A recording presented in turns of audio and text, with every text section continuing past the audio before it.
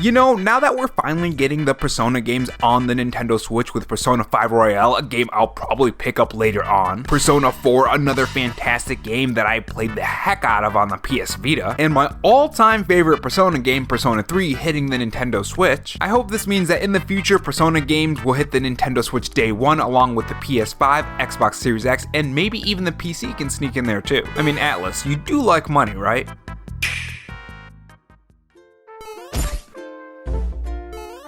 Hey guys, it's Rob here, and welcome back to the Robo Show, where we cover the latest gaming news, leaks, and rumors from Microsoft, Sony, and Nintendo in 2022 and beyond. If you guys want to be kept up on the latest gaming news, make sure you click that subscribe button and have that notification bell on so you know when I upload. And if you're interested, I have a Patreon, which link to that will be in the pinned comment along with my Twitter account.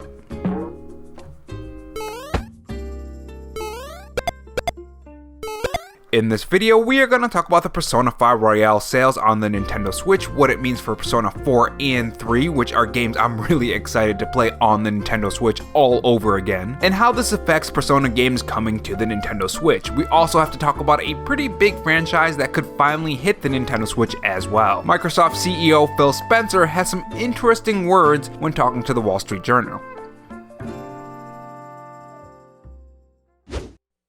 So the Persona games are finally starting to drop on the Nintendo Switch. For the longest time, I thought that these games were perfect for this console. RPG games in general are great for the Nintendo Switch, especially if you have a long trip to school or to work, or you work in an office and you just, you want to play an RPG game. I mean, the Nintendo Switch is also perfect for when you need to go to the bathroom as well. You can play the Nintendo Switch on the toilet. It's a very versatile system. So when we Nintendo Switch fans who love to play Persona games kept asking Atlas to port these games to the Nintendo Switch for years, it seems, since the Nintendo Switch launch was in 2017, and that's about 5 years. We've been waiting for quite some time. Atlas was still pretty silent on these games hitting the console despite the high demand. But then the Nintendo Direct rolled around and Persona 5 Royale was revealed to be hitting the Nintendo Switch, with not only that game hitting the Switch, but Persona 3 and 4 as well, which got me really excited. But even though the Nintendo Switch install base was in high demand for a port of Persona 5 Royale and the other Persona games, how did that demand translate into sales, and how does it affect the Persona games hitting the Nintendo Switch in the future? Well, Nintendo Life has some pretty interesting things to say about the sales, so let's read through those sales and that info, and then we can shift over to the future of the Persona series on the Nintendo Switch. After the slight delay of last week's UK box charts, you would be forgiven into thinking that this week's may be much of the same, but with a whole bunch of new releases, the data has been well and truly shaken up. Yes, FIFA 23 still holds on to the top like a leech, but this week has seen two great openings for Nintendo. Mario Rabbids Sparks of Hope came straight out the gates in at number 3, proving itself to be a franchise which is ever growing in popularity despite the somewhat unusual pitch. And Persona 5 Royale lands the number 6 spot with an impressive 97% of sales coming from the Switch. PlayStation 5 made 17%, while Xbox Series X and S accounted for 4%. Splatoon 3 continues to slip down the charts in its 7th week on sale, now appearing at number 7, while Mario Kart 8 Deluxe and other Nintendo mainstays such as Nintendo Switch Sports and Animal Crossing New Horizon prove that it's gonna take substantially more than 4 new releases to push them out of the charts. Now these sales are extremely interesting to me because over half of these sales came from the Nintendo Switch, a whopping 79%. So why is Persona 5 Royale selling so well on the Nintendo Switch compared to the other consoles? Well, I think there's a couple things that play into this, and the first one is pretty obvious, and that's that Persona games are not on the Nintendo Switch at all. If Persona 4 hit the Nintendo Switch alongside the PS4 in some alternate bizarro world where Atlas made the game available on the Switch at launch, I bet the sales would probably be lower than 79%. People who own a Nintendo Switch, or you never bought it on the PS4 but own a Switch now, are more than likely gonna play Persona 5 Royale on the Nintendo Switch when buying it for the first time. Another factor is demand for these games. The Persona games have been asked to be ported to the Nintendo Switch for a very, very long time. Even before Persona 5 hit the PS4 in 2016, I think we still wanted Persona 3 and 4 on the Nintendo Switch.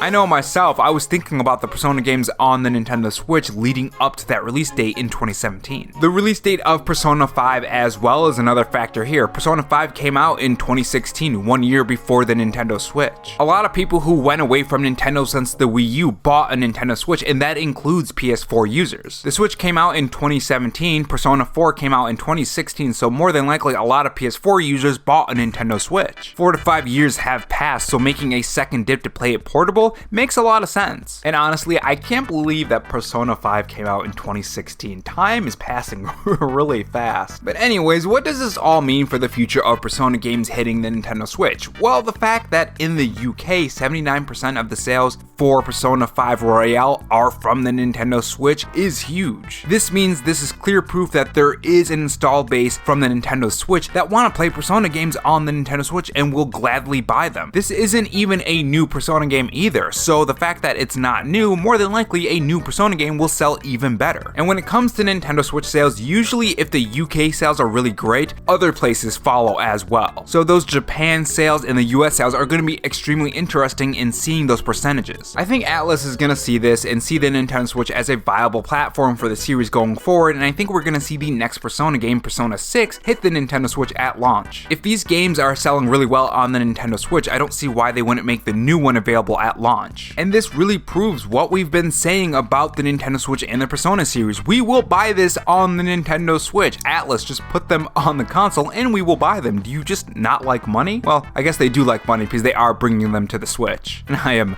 very glad at that too. I love the Persona series.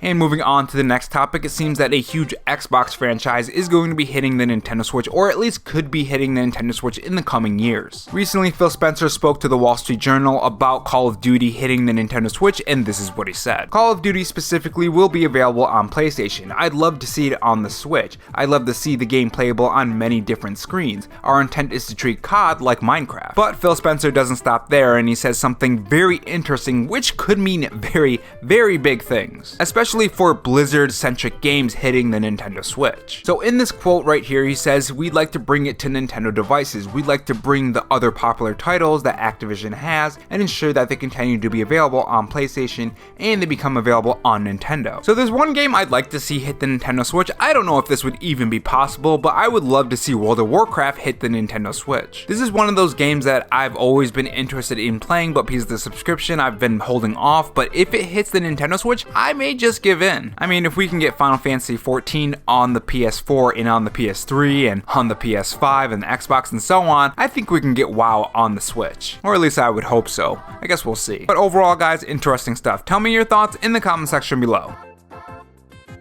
And if not, on your way out, make sure you subscribe for more videos and also have that notification bell on. And if you want to support the channel in any other way, there is my Patreon and Twitter account in the pinned comment if you're interested in those. Oh, and also have this donut if you're still sticking around for me rambling. Thanks for watching, guys, and remember, stay safe, stay charged, and have a good one.